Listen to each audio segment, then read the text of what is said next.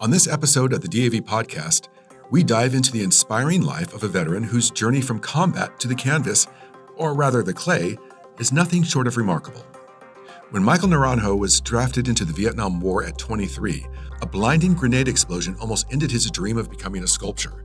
Instead, it became a forge for his future. Michael persevered to become a globally renowned artist, traveling the world to share his stunning tactile sculptures and powerful story.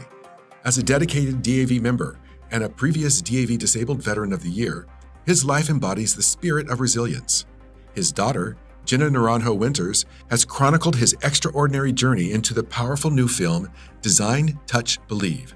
DAV's Elizabeth de Pompey recently connected with Jenna to discuss the making of the film, her life alongside her renowned father, and the importance of sharing this message of hope and creation with audiences everywhere. So, Jenna, can you start by telling me just a bit about where you grew up and what it was like growing up there? Well, my name is Jenna Naranjo Winters. I am from New Mexico. I was born on the Santa Clara Pueblo Indigenous Reservation, and then I spent the bulk of my childhood in a town just a few miles from there called Espanola, New Mexico. It's very rural, it's incredibly beautiful. And then, of course, I grew up with a sculptor for a father. And so that alone has left so many wonderful childhood memories of spending time in his studio. So it was a wonderful childhood. Yeah. Tell me a little bit more about your family. I think you have one sibling, is that right? Yeah, I have one sister. Her name is Bryn. She's 2 years younger. And we just spent a lot of time outside chasing little frogs in the yard. It was just such a wonderful place to grow up. And she was the perfect friend and sister to just have this wonderful childhood with. Yeah. And of course, your father is Michael Naranjo. As you mentioned, he's a sculptor, very accomplished, talented sculptor. He's also a veteran of the Vietnam War, and he was blinded during his military service. But I want to know how you would describe him. So tell me, who is your father? Well, I think you mentioned that he's a veteran. He was blinded in the Vietnam War. I think people look to him for inspiration, but behind those descriptors, my dad is hilarious. He loves to tell jokes. My sister and I both have one daughter each. He is the funniest grandfather. You would think he's 10 years old when he plays with them. He's not afraid to get dirty or roll around on the floor. He's just a wonderful, fun person to be around. And you kind of answered this, but in terms of just like what he was like as a father, was he very strict? Was he more like playful with the kids? What was he like? He was amazing because he's a sculptor. There were no limits on what could be turned into art. So I remember he carved a little car out of a piece of an apple. He kind of bit it, and I don't know if he was using a knife or a fork. He made a car out of an apple and then was driving it around on the table. And I think there were a lot of times like that where my mom was like, "Oh my goodness, what are you teaching our girls? They can't play with their food." Um, but it was just really fun. He just always incorporated art and creativity into everything. And we were always allowed to visit him in his studio and work alongside him. So there were just a lot of wonderful and creative memories. Yeah. When do you remember first learning or really understanding about his military service? I think it probably goes back as far as I can remember, simply because, my dad has never seen me. He was blinded before he met my mom. He was injured before he had my sister and I. And so, there was always this understanding that he couldn't see. And then eventually, when we could comprehend what happened to him, we knew. That he had been hurt in the war. But one thing that really stands out to me is that as a child, we would play in the front yard, and from time to time, these helicopters would fly above. And I always remember that sound, that very distinct sound, would stop him in his tracks, and he'd always kind of look up because I think it reminded him of being in the war. And so that memory really stands out for me as a child. Yeah. And then especially as you know, you got older and the more you could kind of understand his service. I mean, what did his military service mean to you and the family and the veteran community as well? Like, what did that mean to your family? Oh, Mm. we've always just been so proud of him.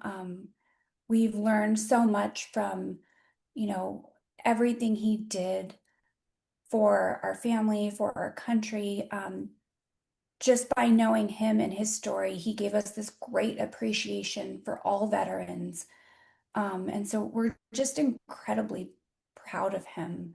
And now, that we're in this new chapter of telling his story in this film that I made, um, I just really hope that we're able to reach more veterans with his story because I've grown up watching people come up to him on the street, whether they're strangers or friends, and oftentimes they are veterans, and there's this brotherhood there, and so I have such a great respect for that.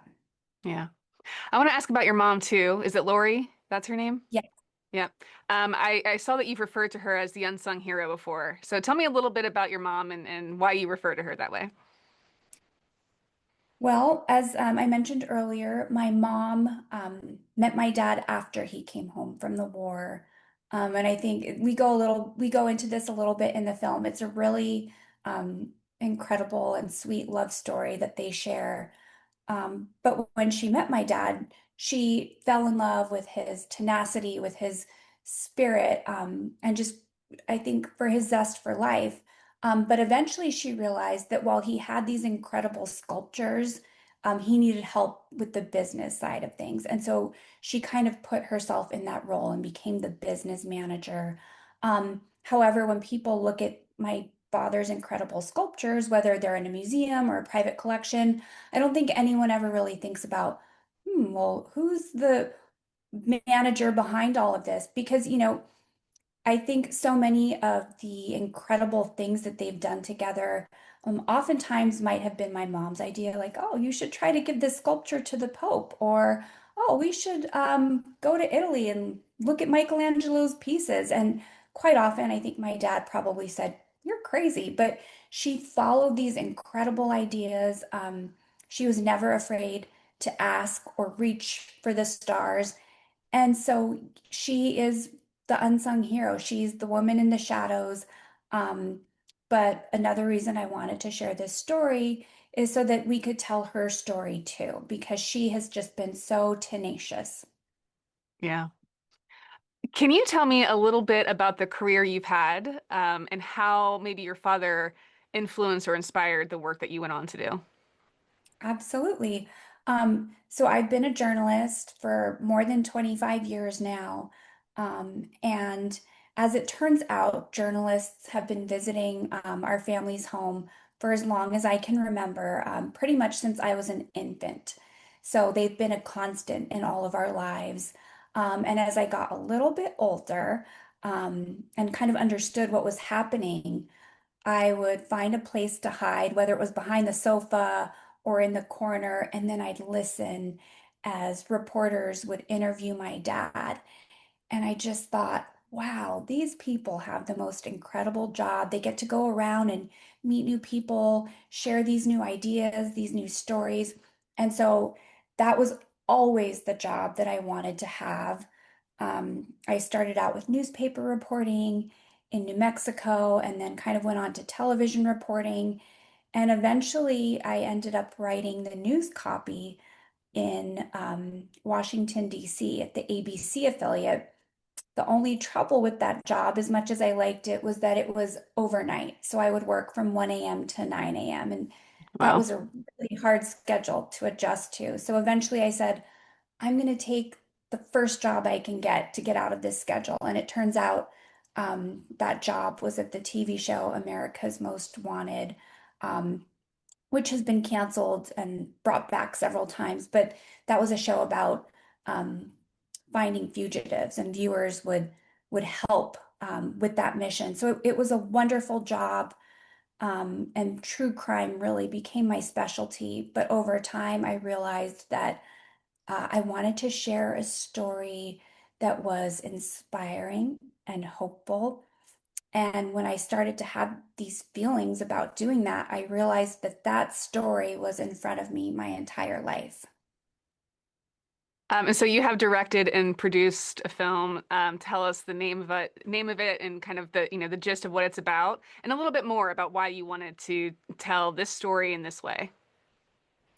So, the name of our film is called Dream, Touch, Believe, and it is a feature-length film. So, it's about 84 minutes long, and it follows the inspiring life of my dad and also chronicles my mom's journey alongside him. But when I first got the idea, it sounded fun. I had no idea how long it was actually going to take. It's taken me about 10 years. Mm. But in that time, I have really settled into this belief that now more than ever, our world needs beacons of hope, stories that inspire us, stories that lead us to believe in ourselves and in each other. Um, and I also did this to preserve the story of my ancestors and their desire to be creative throughout any challenges. I did this to preserve my father's story. I did this so that someday my daughter has this beautiful example of what it looks like to be resilient and tenacious. But I also made this for the families of anyone listening to this right now. I think it's wonderful to have this example of someone who overcame some of life's greatest challenges. And I just think it's a story worth sharing. And so I fought for 10 years through the craziest journey of becoming a filmmaker to get this done. And I sometimes still have to pinch myself that I actually finished the film. Yeah. You mentioned, in part to preserve the story of your ancestors. Can you tell me a little bit more about that and maybe how they've influenced your father, yourself, and ultimately this film? Absolutely. So, my father and I are members of the Santa Clara Pueblo, which is an indigenous reservation in New Mexico. And so, you know, even in the 1200s, our our ancestors were making pottery. In New Mexico, there are a lot of areas where you can find clay in the earth. And so they would make these beautiful clay vessels as a utility to hold things, or, there could have been other reasons why. But this has just been something that's been passed down for generations. And so, eventually over time, even my own grandmother, her name is Rose Naranjo. She was also a pottery maker. And even though she had 10 children, she managed to find time to make pottery. As it turns out, what she would do is in the middle of the night, after all of the children went to sleep, she'd get out her clay and make these beautiful pots. And it was a means of family support for them, but I think it was also very much a creative outlet for her. And so she was really the inspiration um, behind my dad becoming a sculptor. When he was a little boy, he would soften her clay and then maybe make a figurine of an animal or something.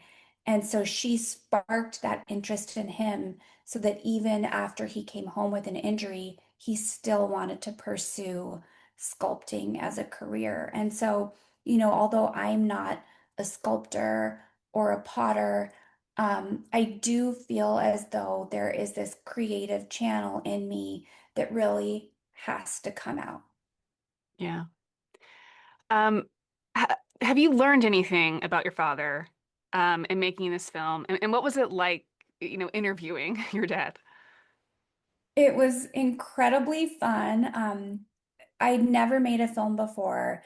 At most, I've made television pieces that have run maybe 10 minutes, or maybe I produced a whole show, but it was with, a 10-minute segment here, a 15-minute segment there. So doing a film that's a feature length film was kind of mind-boggling, and I didn't know where to start. But I just decided I was going to approach it as I would approach any other story I had ever worked on. And so for me, that means you start with research.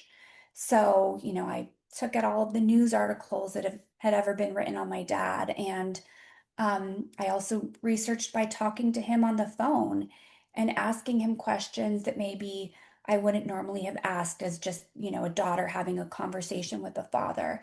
And so we talked for hours and hours over the course of weeks, I think even years, so that I could really understand his story better. And I did learn so many things about him.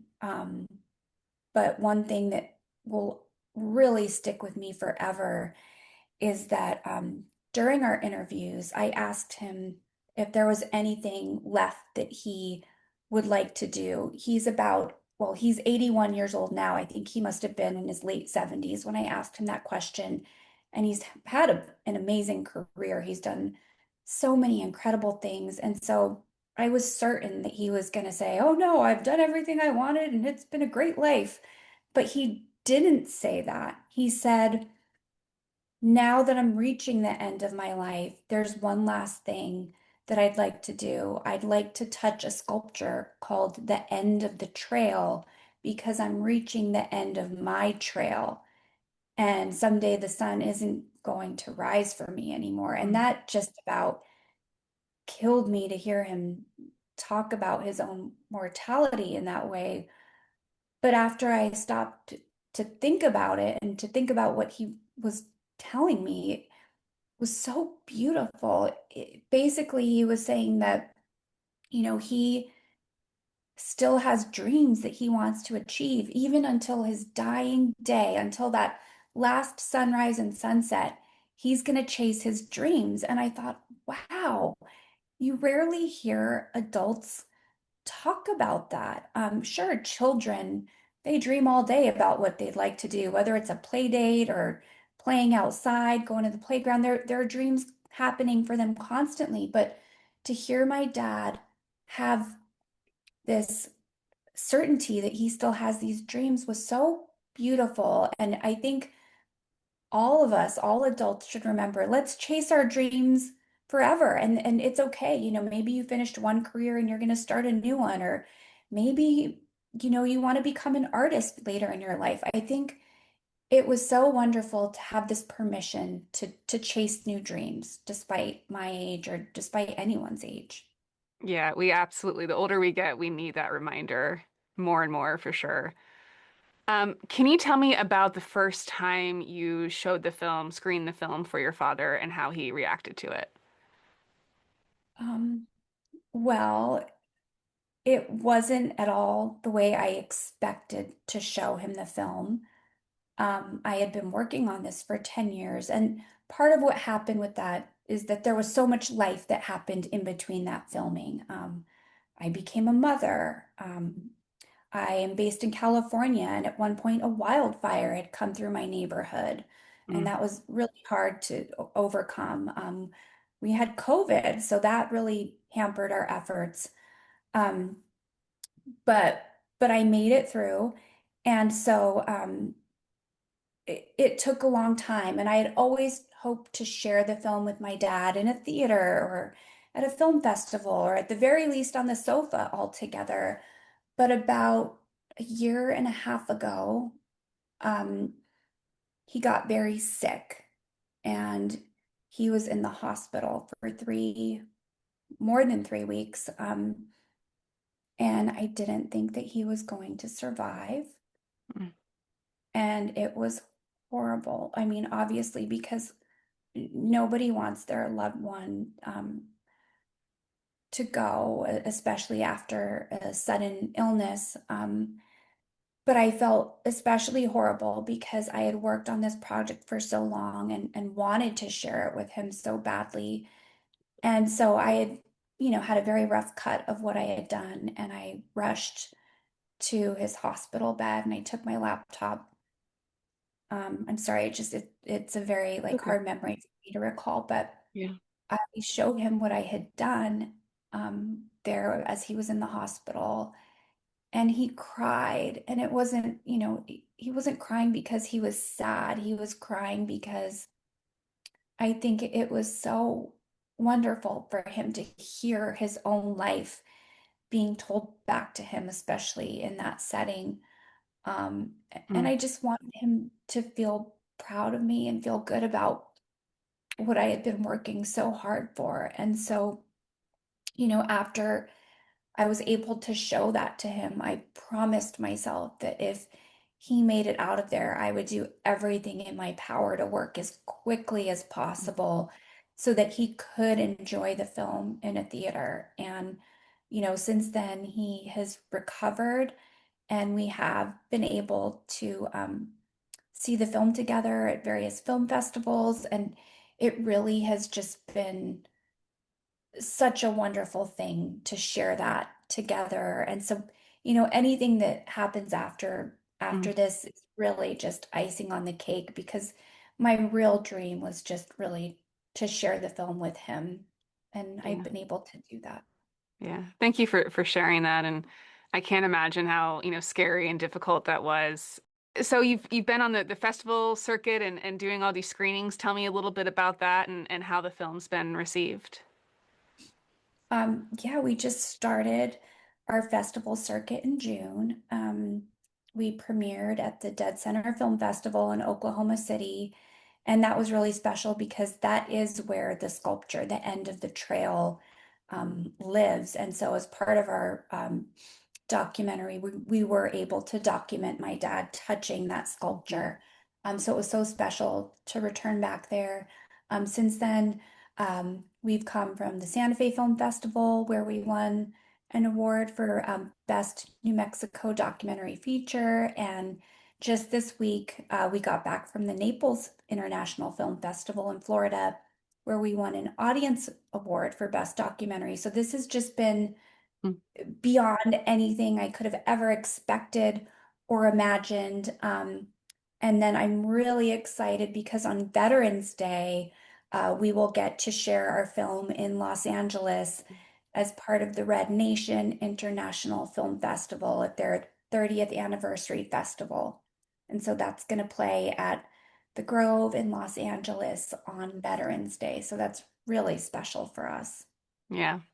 And I know you said it's kind of all icing on the cake, but what's it like for you, witnessing your work and your father's story being shared with so many people and seeing how they react to it? Um, If I'm being completely honest, it's been really scary at times.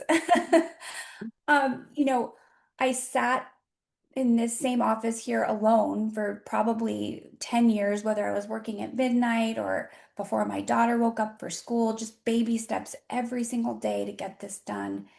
And often I wondered, is anyone going to watch this when it's done? um, who will watch it? What will happen? There's this great fear when you're doing something like this or anything new. I think we all can fall into that fear of the unknown. And so to have this kind of response and to hear the audience laugh and to hear them cry Mm, and sniffle at all of the emotional parts, it's just been so validating and so encouraging. And really, I never expected any of this. I really just truly wanted to finish the film. So this has just really been beyond my expectations and dreams, just to have the audience reactions and these validating awards and just to meet new people across the country who feel inspired to one person told me I'm going to go home and sculpt now, or mm. another woman wanted to call her son and tell him about this story because he needed that boost. So that has just been so wonderful for all of us. Has your daughter seen it and has she had a reaction to it yet? She has seen it many times, and I wanted her to see that I finished this. I wanted to be that example for her, just as my parents were the example of not giving up on your dreams. I wanted to show her, I didn't give up on my dream, and here's the finished product. So that was a big motivating factor for me. She's only 8, but um, she's had so many funny things to say about it. in one instance, she said, because in the film, I'm asking my dad questions, and she says, "Mom, I think next time you do this, you shouldn't talk so much," which was really funny. And then the other wonderful part about this is that one of my mom's big mottos is if you don't ask, you don't know. So, it's just kind of approaching your dreams and just saying, why not? Let's see if we can make this happen. So, I would say at least multiple times a day, my daughter marches around saying, well, if you don't ask, you don't know. Or, Mom, can I have a snack? And I say, no. And she says, well, if you don't ask, you don't know. So I guess that lesson really stuck. But I think she enjoys it. That's awesome. Um, Yeah. what do you ultimately hope people take away after watching this film? I want people to believe in themselves, to believe in their dreams, to believe in the impossible, and just to feel inspired. Um, and then to put it simply, I just want people to feel emotion. That's always been my goal as a television producer. Even when I was working at America's Most Wanted, let's say I found a story about a crime, this awful crime. I would try to figure out where the emotion was, or where the love was, or where the hope was. So I really just want people to feel something. I think it's so easy for us to get wrapped up in our phones or social media or emailing or texting all day. Um, but I think we don't give ourselves enough time to just feel. And so that is what my goal is. There are two other questions I wanted to ask. One, kind of going back to your mom and to your family. DAV, just in the past couple of years, we've launched a whole program dedicated to caregivers of veterans and veterans who are caregivers. I'm just curious to know if your mother or maybe you and your sister ever had to, fill that role as caregiver or saw yourself as caregivers and what that kind of meant to you. I have so much respect for all of the caregivers out there. It is a selfless job, and I think that they are the unsung heroes. I guess technically speaking, sure, my Mhm. mom and sister and I have been caregivers, um, but I don't think I ever really saw it that way, just because, this was my father, the person that I grew up with. And so oftentimes as children, people would ask my sister and I, what's it like to have a blind dad? And we'd say, we don't know. What's it like to have a dad who can see? Yeah. Um, and I think the same probably goes for my mom. My dad's never seen her. And it's, it's as much as the sky is blue, it's just Mhm. there. It's part of our lives. And so, yes, like we might spend a good portion of our day describing things to my dad. Oh, it's windy outside and the leaves are turning yellow and they're falling now. Or, oh, watch out, you might bump into that wall right there. It's second nature. So Yeah. yes, you could describe it as caregiving, but it's just this wonderful, beautiful part of our lives. And I think it's taught us to see things differently. Yeah. And I think that's the case for a lot of families. They don't, see it as caregiving or see themselves in that role because for them this is just what you do as, as a family member, as a spouse. There's, really no question. Okay, and then, when we were talking before, you mentioned DAV being a part of your dad's life and your family's life. I was wondering if you could talk a little bit more about that, about how, DAV has been there for you all.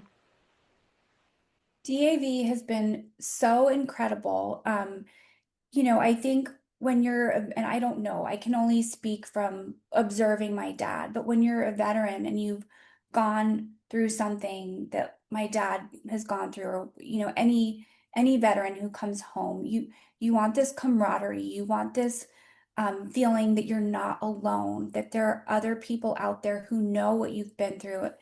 And I think that could be said for anyone.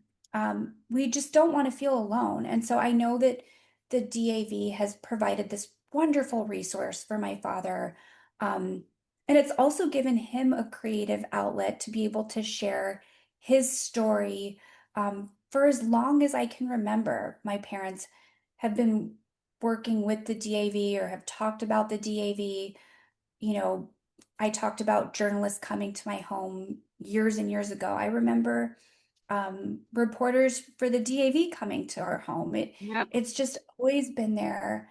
I love looking through the magazine. I love learning about other veterans and their stories. It's just such a wonderful resource for veterans, for the families of veterans, and for our country, Right. basically. And Jenna, is there anything else that you'd like to add about this film or you want people to know? Well, if you want to learn more about our film or about my family, my father, you can visit our website at dreamtouchbelieve.com. But really, I just hope that our audiences are inspired to believe in their dreams.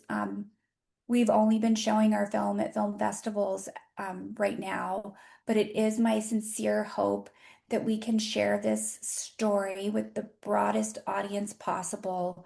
Um, so eventually, I hope that we can distribute this film in a much bigger way. That's my ultimate goal, and I don't know how that's going to happen, but I'm just willing to let it unfold as it should. And I have great faith that we will be able to share this film with veterans everywhere someday. You reminded me of one more question. Dream, Touch, Believe. What's the story behind the title of the film? When I first started working on this film, I didn't know what I was going to call it.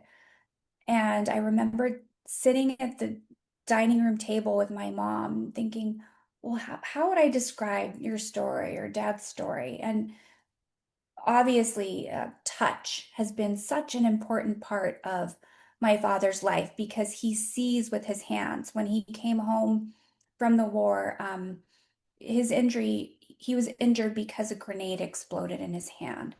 And when he came home, he had no eyes and the use of just one hand. So he's managed to create these beautiful sculptures through touch.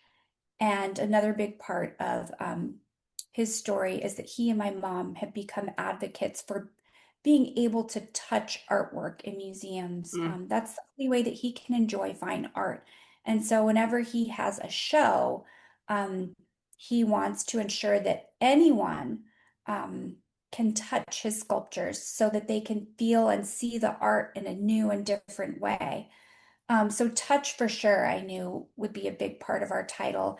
And then when I started thinking about it, I realized that, my dad's entire life, he's had this dream to become a sculptor. And then he would follow his dreams in each chapter of his life, whether it was um, giving a sculpture to the Pope or being able to touch Michelangelo's David or being able mm, to touch the end of the trail. So he's always been so good at chasing his dreams and then believe, I realized that my dad obviously believes in himself, but I think my mom has just really been the believer and the mm, advocate. And so I just put it together and yeah, realized that Dream, Touch, Believe really just personifies their story. it does.